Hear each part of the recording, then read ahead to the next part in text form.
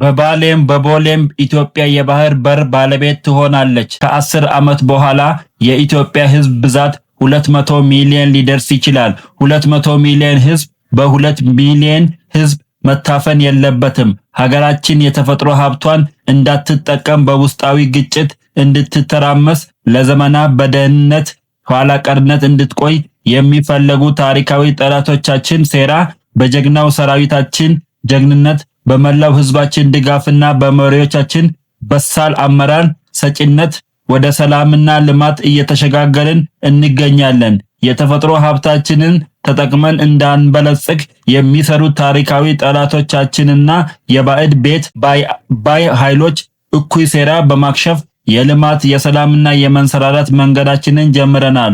ላለፉት 30 ዓመታት ተኝተናል። አሁን ግን ላንተኛ እንደ ሀገር ነቅተናል።